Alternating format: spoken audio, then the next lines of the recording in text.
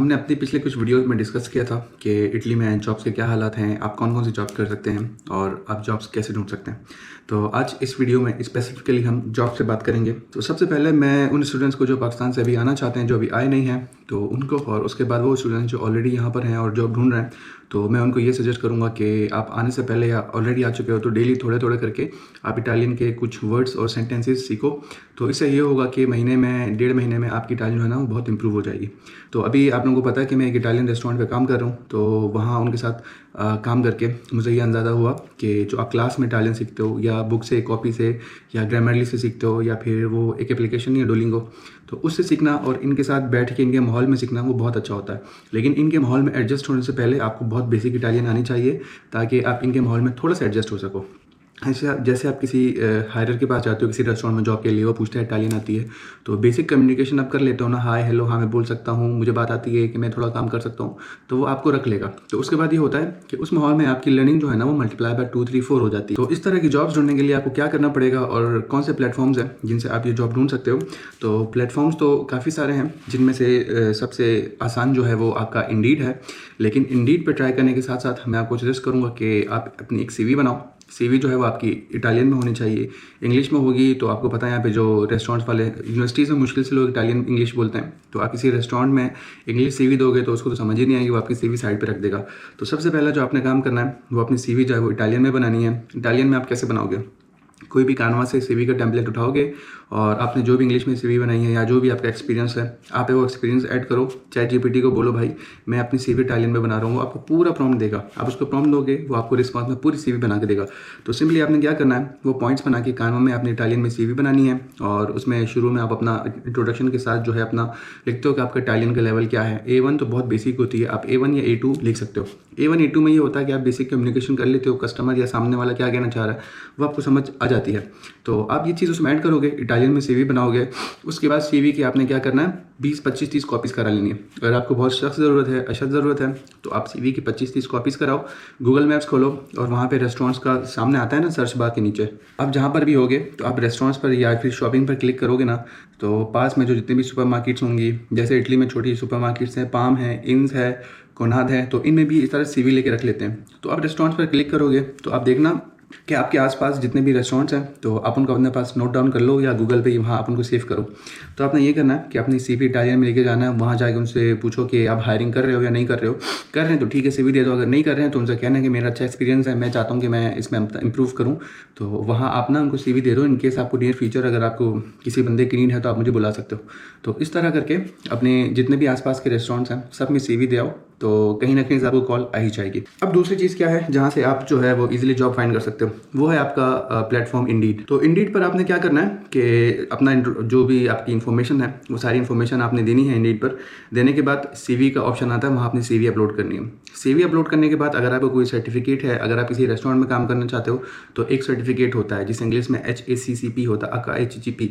तो अगर आपके पास वो सर्टिफिकेट है आप वो भी अपलोड करो, और कोई एक्सपीरियंस है तो आप वो भी अपलोड करो।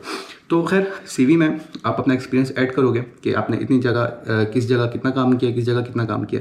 लेकिन मैं सजेस्ट ये करूँगा कि अगर आपका थोड़ा सा भी एक्सपीरियंस है ना तो आप उसको थोड़ा सा एग्जैजरेट करके उसमें ऐड करोगे। 1 महीने गए तो आप उसको 5-6 महीने कर दो।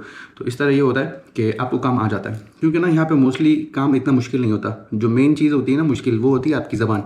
अगर आप कम्युनिकेट कर ले तो ना आसान बहुत हो जाता है काम। मैं आपको अपनी बात बताता हूँ कि मैंने एक जगह वेटर का काम किया था। अपनी ज़िंदगी में मैंने कभी वेटर का काम नहीं किया था। यहाँ पर आने के बाद यहाँ का वेटर का काम पाकिस्तान की तरह गंदा वेटर वाला काम नहीं होता है। तो यहाँ पे मैंने वेटर का काम किया, तो थोड़े टाइम बाद कस्टमर से कम्युनिकेट करना, उनसे ऑर्डर लेना इटालियन में, और वो उनको कोई चीज़ चाहिए, टिशू लाना, वो दूसरी चीज़ें, सारी चीज़ें आ गई थी, वो भी सिर्फ 1 महीने में। तो कहने का ये मतलब है, मैंने अपनी CV में लिखा था कि मुझे 1-2 महीने का एक्सपीरियंस है, तो वहाँ मेरी बात हो गई थी। वहाँ चल के उन्होंने 1 महीने बाद देखा मैं अच्छा काम कर रहा था तो खुश थे, उन्होंने मेरा कॉन्ट्रैक्ट भी रिन्यू किया था। तो ये चीज़ बताने का मतलब ये है कि अगर आपका थोड़ा सा भी एक्सपीरियंस है तो आप उसको CV में एग्जैजरेट करके लिख दोगे ना, थोड़ा सा, ज़्यादा नहीं, तो उससे आपकी हायरिंग के चांसेस बढ़ जाते हैं। तो आपने इंडीड पर अपनी डिटेल्स ऐड कर दी, CV, सर्टिफिकेट्स जो भी हैं वो आपने अपलोड कर दिए। फिर आपने अपना सिटी वहाँ पे मेंशन करना है कि आप जिस भी सिटी में रहते हैं, जैसे मैं बलूनिया ऐड करता हूँ। और उसके बाद असल चीज़ हो जाती है स्टार्ट, जॉब हंटिंग। कि आपने जॉब कौन सी स्टार्ट करनी है।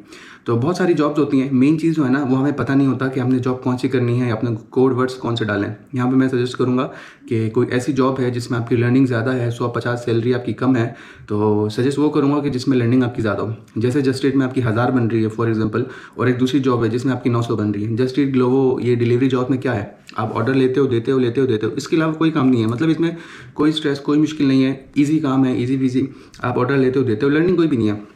तो ऐसे में कोई ऐसी जॉब मिलती है आपको जिसमें आपकी थोड़ी बहुत लर्निंग भी हो रही है, तो पैसे थोड़ा सा कम हो, लर्निंग ज़्यादा हो, तो उससे ये होता है कि आपको लॉन्ग टर्म में फ़ायदा होता है, आपकी लैंग्वेज इंप्रूव हो जाती है, तो आप आगे चल के अच्छी जगह भी जॉब कर सकते हो। अगर आपने वेटर की जॉब करनी है तो आप वहाँ पे ना सर्च बार में देखो कि वेटर को इंग्लिश में क्या कहते हैं, चैट जीपीटी करो या गूगल करो। सिंपली आपने चैट जीपीटी में ये करना है कि मैंने पार्ट टाइम जॉब ढूंढनी है, मेरा थोड़ा एक्सपीरियंस इसमें, थोड़ा इसमें, थोड़ा इसमें है, तो वो सारे चीज़ें चैट जीपीटी को आपने प्रॉम्प्ट देना है कि मैं इटालियन में ढूंढ रहा हूँ, इटली में ढूंढ रहा हूँ और मुझे इटालियन में चाहिए कि इसको क्या बोलते हैं, ताकि मैं डायरेक्ट इंडीड पर सर्च में लिखूँ। तो लिखोगे ना, चैट जीपीटी आपको प्रॉपर देगा। फॉर एग्जांपल पहली जॉब आप कर सकते हो वेटर की, तो आप वहाँ पर कमरियरे लिखोगे ना, तो आपके आसपास जितनी भी जगहों पर वेटर की नीड है लाइन से आ जाएगा। इसी तरह आपको ढूंढना पड़ेगा कि आप कमरियरे के अलावा और कौन कौन से वर्ड्स उसमें डाल सकते हो। ऐसी जॉब्स होती हैं, क्लीनिंग की जॉब्स होती हैं।